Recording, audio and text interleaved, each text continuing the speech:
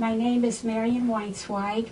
I was born by the name of Mania Steinman in Poland, in Lublin. And I don't quite know when I was born. I was either born in 1940 or 41.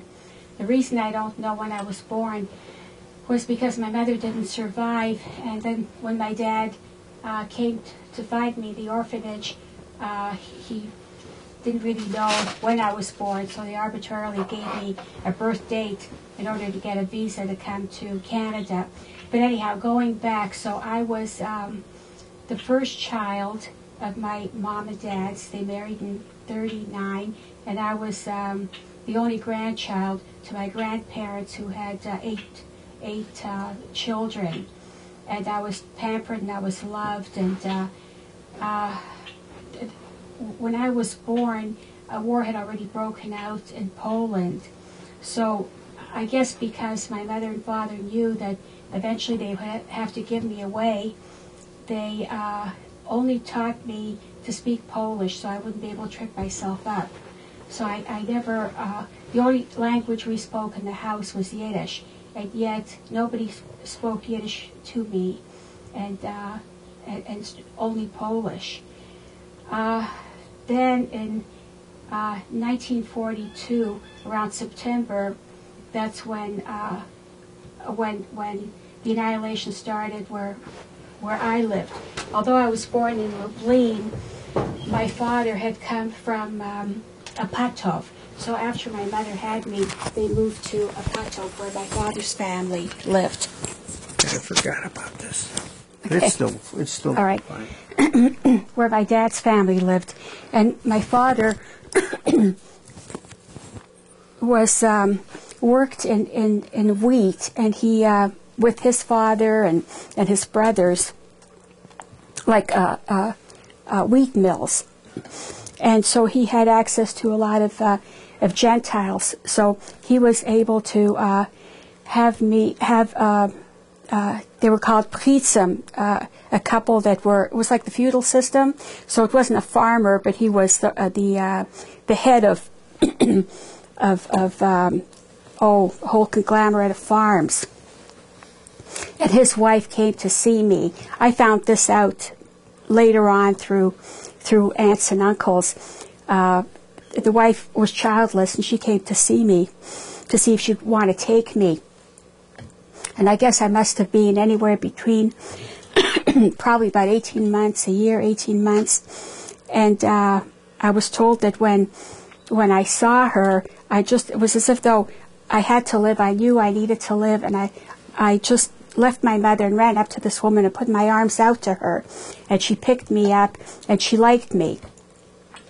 So then my parents had to pay a lot of money to these people, as well as they gave them their furniture and everything. And then I was, one day my dad and mom took me to the village square, and a carriage pulled up, and I was given to these people. Their name was Repolevska. So I lived there, and they were supposed to keep me until my parents returned. Of course, I stayed, so their neighbors became suspicious, and they said I was their niece. And my name was Marisha Repolevska, so this is my second name. And the neighbors who were suspicious called the SS, the Gestapo. And the Gestapo came, and they wanted to know who I was, and they were told that I was a niece, and they tried to trip me up, but they couldn't because I didn't speak any Yiddish, because I never learned Yiddish because my parents were so smart in doing that. So they left, and apparently the Repolevskas were afraid that the Nazis would come back, so the Gestapo. So they had the carriage driver just drop me off at a convent, at the doorstep of a convent, with the name Marisha Repolevska on it. And so the convent took me in. They thought I was Catholic. I was baptized. I was converted. Oh, I wasn't converted. I was just baptized. They knew that I was Catholic. And I was such a frightened child. There again, I was the youngest little thing there, and I lived there until for 3.5 years, and I remember being very, very hungry all the time, very, very hungry, and very, very scared. And the convent was very dark and black, and How old would you have been at that time? well, from about 1.5 years to about 5. And Oh, you remember? yeah, and I always had nightmares of running, and dead bodies all around. And then later on in life, I found out through somebody that I had met, because I started doing research on myself. Hired a Polish man to track down my youth, that I didn't even, I didn't know what happened to me my last years. And apparently when the Germans retreated, they bombed the convent. So we all ran out of the convent, and that's where the running comes, and dead bodies all over. We're lucky that I was alive. And then I was transferred to another convent. And But the dead bodies were what? dead bodies were just other children that hadn't survived, and people that that were bombed as the Germans were retreating. And that was in 1945 already. Oh, you're talking about 1945 now? Yeah, Okay. but I mean, I'm talking about the whole war years were just full of hunger and horrible. And then since I've retraced my past, I found a carriage driver that had picked me up from where my parents left me, and he clued me in on a lot of things as well, about what had happened to me, and a girl that was in that convent. I'd be in touch with her. This same gentleman found her for me, and she said that I was the youngest child there, and I was just everybody's mascot. And I guess I just really blended in wherever I had to blend in. I had this innate instinct for survival, I think, from the time I was born, and I just always went to safety. After I was taken, about 3 weeks later, after that, if that, the Germans and Ukrainians surrounded our city, our village of Apatov, and my mother and all my aunts and uncles and my grandparents, they were all taken to Treblinka, and they were murdered there. Your mother and father? No, my father had escaped, and he had run over to a place called Starkovitz, and he went into their ghetto, and he started working, and then he was going to call for my mother to come and meet him. But when he made that phone call to the town operator said that Apatov was Judenrein, which means clean of Jews. So my mother and my father's parents, everybody had been taken, and they all died, were killed in Treblinka. She was 24 when she was killed. So then my dad was in Starkovitz for a while, the Lagia there, and then he was transferred to Auschwitz. Then he was in Auschwitz till about 1944, and then he was sent on a death march to Buchenwald. I've traced his steps also, and when he survived Buchenwald, so what he did was, he thought people were alive, so he walked and hitched rides to Poland to try to find everybody. And everybody was dead, but then he traced me. He traced me first going to the farms and then to the convents. And by this time I was in a second convent, because when they bombed the first convent, then I was put into a second convent. So then when my father came and for me, I was, I guess, about 5 at that time, just a little over 5. And they didn't want to give me up because I was a perfect little Polish girl, and they taught me well, because I hated my father because he was Jewish. He killed Christ, so I didn't want to go to him. Wow, and that's what you learned. yeah, and then they demanded a ransom for me. They wanted 5,000 zlotys. Well, my father had been in Auschwitz, then in Buchenwald. He had no money. So he left me, and he went back to Apatov. And I guess through the Joint Distribution Committee or something like that, he was able to have them give him the 5,000 zlotys. And he went back and he got me. And I hated him terribly. He took me with him, and we went to Lodz. And there he met up with one of his sisters, two of his sisters that survived. And every night I would go into a corner, and I'd cross myself and, be also Pendrick, because I was with these Jews that I hated. And I got smacked around a bit for that. And if I was in the street and I saw a nun go by, I'd run after her and kiss her habit. And every church, I'd sneak away from them and run into the churches. And then my uncle found a brother who had been with him in Buchenwald that had gone into Germany, into the Bavaria part, was Wirt an Adona. So then he wanted to go there with me, and but we were in the eastern sector, so that was all Russians. And also there were a lot of, there's still pogroms and what have you. It wasn't safe being in Lodz. So this was, I guess, probably maybe 1946 by this time. We ran and sneaked across, the borders. And there was Russian guards and everything shooting, in the middle of the night through fields and everything. And we got over to the, to the western sector, where the Allies were, and went to live with his brother and sister-in-law. And they had commandeered a house from a high-ranking Nazi, because after the war, you could just go and tell they had to get out and let you live there. So sometimes we had even so I got there, and I was told I had first of all I was really big and fat from not eating. Just having bloated from having a lot of water, and I was full of lice.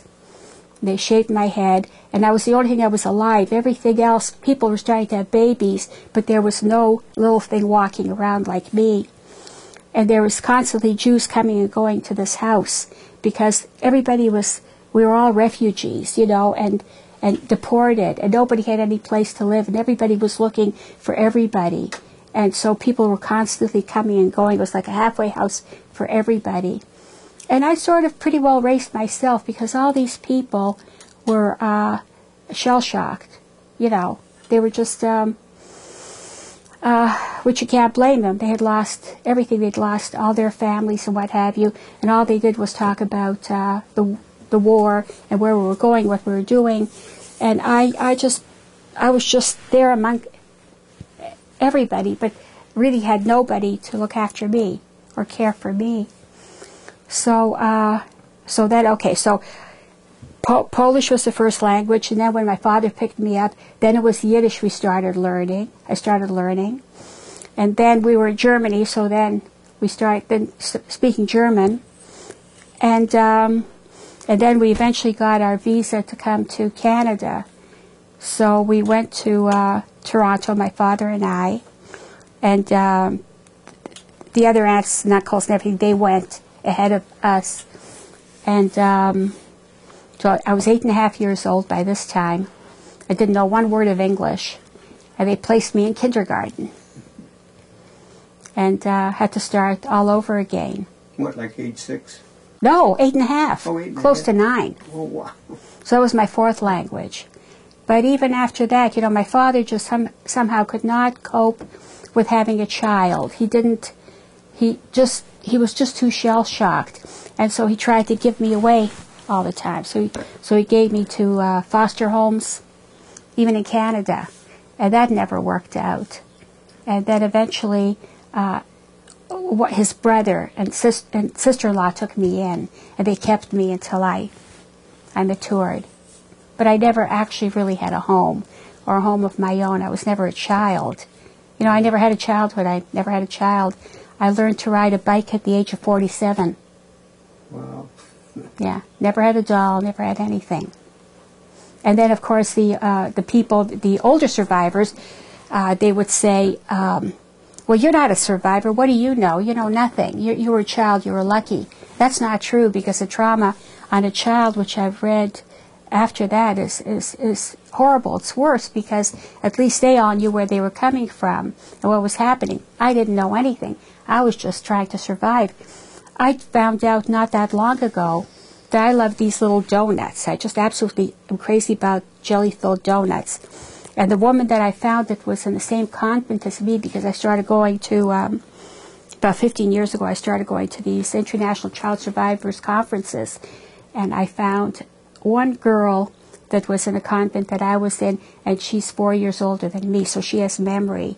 And I was saying to her, gosh, you know, I love these. And she says, oh, of course. She says, don't you remember every Christmas we used to get one? So there was reason for it. And she gave me back some life. And when I hired this Polish detective to find out what went on with me, and he dug up records from convents and what have you, we found, and also people, and I went back there and spoke to some nuns. Then I was able to get back some life. Wow. So, What a story. well, awful, actually. You know, I look at that little girl, because, you know, I have a picture of my father and me, and I look to be about 18 months old, and here you have everything. You have your whole family. And we're a well-off family, because, you know, they were in the, like, they had mills and what have you, and then to go into a dark convent and, you know, be on the street waiting for the convent to take you and be with, you know, those farmers. And what a contrast. Wow. Yeah. What was your father's profession? He was a dealer in the wheat and in the mills. It was his father's business, and the boys were in that business. You know, so he was a businessman, and because of that, they knew Gentiles. So, you know, they worked it so that they could have somebody take me. But then that didn't work out. Whether they were afraid of the Gestapo or they figured they're not coming back and they didn't want to deal with the child, you know, so they dumped me on the convent. Wow. And you survived. I survived. I survived, but I never really had a home of my own until I married my husband. That was my first home. Because I never... Where was that? Your first home? In Toronto. But I never... Everything was always the war, and everything was happening, and everything that happened. There was nothing to joyous or to laugh about. Never any happiness, just always fear. So it's a different type of story than a survivor that was in a camp. Have turned out to be a happy type person. But you know what? That's why I don't believe that it's nurture over what is it, nature. I don't believe. I believe who you are is what you're going to be. By seeing if your parents, or that you turn out that way, I don't believe that, because I had such poor examples. Even from after the war, I had nothing. You know, my father kept giving me away. I never did get to live with my father. Loved him madly, but he married a woman, and he was running around with a lot of women. Before that, he didn't have room for me in his life. And nobody had room for me in their life, and yet I have my own children, and I am such a hands-on mother, and I have so much love, and I kill myself for them. So it was not set by example. So I think it's what's inside you, and I think maybe my mother must have been that way, and I got her genes. I'm a firm believer in that. I would guess that. Yeah, I would. think that your mother's genes had something to do with I think the everything. kind of a person that you are now. Because I didn't see anything. I didn't see kindness. I didn't see goodness. I didn't see, I pretty well always lived by my own wits. Wow. Nothing was ever done for me. You learned a lot that way, too. Yeah, it strengthens you, I guess. But, yeah. So, I'm very sad at times thinking about that. That's the only thing I couldn't find out was a birth date. We went back to Poland, and I went to the different agencies, and there was no record of my birth. And then, of course, there wouldn't have been because the war had already started. Any Jew who gave birth, that was a death sentence if you would let the government know that you had a child. So they didn't want a record of a birth for me. So I was probably there was probably a midwife. She pushed me out. And that was it. Yeah. And the reason I don't know how old I am is because my father didn't know. So when he needed a certificate, a visa to go over to the New World, he put down May 20th, 1940. But there was one other girl that survived in our village with her parents, because her father was a pharmacist, and he was able to save his whole family in the ghetto because they needed pharmacists. And apparently her mother and my mother were pregnant at the exact same time. Mm-hmm. And then they moved to Toronto. And when I was in Toronto a few years back, I had heard she died, and she was buried in the same cemetery as my dad. So I went over to her, just put a stone on her stone, and I got such a big shock because her birth date said June 12th, 1941. So, and my father gave me a birthday of May 20th, 1940. So if both of us, if both mothers were pregnant with us, how could there be a year and a month difference in birth? So I don't know when I was born. I have no idea. So even something as silly as that is such a very big issue with me. Sure it is. Yeah. When did your father die? My father died, it's about 14 years ago, but we never ever talked. I'm sure he loved me. He had to love me because, look, if he hadn't picked me up, and a lot of people left their children, I'd be probably Mother Superior by now. Nobody else would have picked me up, So he did come and get me. So there was that. But then he just, But it was not easy. You didn't want to go to him at first. No, and then he didn't, he couldn't relate to the needs of a child.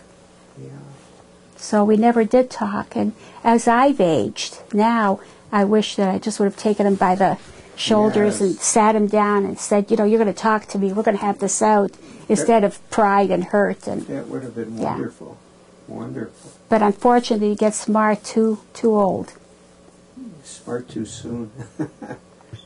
Yeah. Or smart too late. Smart too late. Yeah. Yeah. So from Canada, you moved to... So from Canada, I lived there, and then I had my son Mark and my daughter Cindy, and I had married a boy from Montreal, and he wanted to move to Phoenix because he had asthma, and so we moved to Phoenix, and we divorced here. I had just had another baby, and that was baby was not number happy. Third Yeah. baby. Was very, very unhappy, and we divorced, and I worked full time, raised 3 children by myself, and then met somebody else, and he was wonderful. I married him, and he was the one that actually gave me my first bit of good life, and I was already in my late 30s. With him was when I really first started going to restaurants, believe it or not. I'm talking in the 70s, because there was no money. When I divorced, you know, I mean, I worked full time, raised 3 kids. He didn't have any money, you know, and I wasn't a professional of any sort. So it was very, very difficult. But this husband, it was as if though it was the first time I ever traveled. He took me away. He taught me to ride a bike. To me, it was like a first husband. So everything was very, very late for me. Where did you meet him? You met him in Phoenix? I met him in Phoenix. And then unfortunately, I lost him in a car accident 12 years ago. I think you know that. Yeah, we were in a car accident coming back from San Diego, and he was killed. And I was... You must have been badly hurt. Oh, my God. I was in the front with him. I almost died. I had about 12 surgeries. I mean, I've got scars like you wouldn't believe everywhere, rods and plates throughout my body. They air evacuated me to a hospital in San Diego. And is that where it happened, in California? It happened almost towards Arizona. But they said, thank God that it did happen where it did, because if I'd gotten to Arizona, I wouldn't have survived it, because they needed, a big trauma hospital for me. So they air evacuated me there, and I was there 2 months, had, I don't know how many surgeries, 12, 14 surgeries, one after the other, almost lost limbs. And I was in a wheelchair for, gosh, I wasn't walking. I was like a quadriplegic for a long time, and lost him. Yeah. I think I'm the ultimate survivor. You are. Oh my God! Because you look like you're in great shape now. You know, what are the options? The options are to do nothing. No, the options are. Excuse me. The options are when you face hell, and I faced it very many times. You know, are you going to let them get you? No way. A fighting spirit. That's wonderful. No, I think that's a survivor type of mentality. Instinct. Yeah. Probably. Just like I heard from the time when that Gentile woman came to the house to look me over to see if she was going to take me, and then I left my mother and went to her like this, and I was maybe a year and a half, and she picked me up, My aunt, who survived, told me this story. It just was like you knew what was happening. You wanted to save yourself. Wow. Way down deep, you did. Yeah. It's incredible. So when you had this accident, this was after you had your children? This was just, let's see. 12 years ago? 11 and a half years ago. So who took care of the children while you were... Well, are you kidding? They were in the hospital. They all came to California. Then they took turns coming. They had to go bury my husband, who was her father, Yeah. And they kept coming back because I was having surgery after surgery. You have good children. Oh, I have incredible children. Incredible. Very, very loving, very caring. Just very, very loving, very caring. Like you. Well, I don't know about me, but... I think so. But I didn't come from that, I never saw that. I didn't come from that. That's what's so surprising. You would think you'd be growing up a bitter person, but you are not. Oh, no. I'm very bitter when it comes to... I'm very bitter when it comes to Nazis and Germans and, that. Yeah. Very, very bitter. I hate them with a passion, but bitter, no. The world is beautiful. People are beautiful. I think that's great. Let's see. Are we through? Okay. Ready now. All right. I'll start with my oldest, my daughter, Cindy. She's a mother of 2 children, and she's a housewife, and where does she live? She lives here in Phoenix, and she also,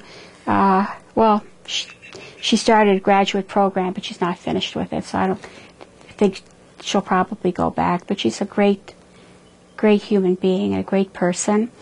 And then my son, Mark, follows her, and he is the one that sculpts, and he is just... How old is he? Mark is... Mark is 41 or 42, I'm not sure. Okay. Well, he was born in 1966. So, so he's 42. 42. 42. And he is just the neatest, best human being in this world, kind and decent and so wonderful and loving to me. And good looking. And then his brother David is 5 years younger than him. He's 36. And Mark is single. You know, he wants to find a lovely girl, but he has not found one yet. And then... Sure he will. I hope so. I'll be chasing him, Well, think. He says he doesn't have much to offer them. And then my youngest son David is married. He has 3 children. And he's always very busy. He's an attorney. And he's also very, very good. When I was in the hospital, he got a sitter, and he prayed over me constantly. Every time I woke up from a drug-induced sleep, he was shaking over me, praying, praying, and praying. Good for him. So, that's it.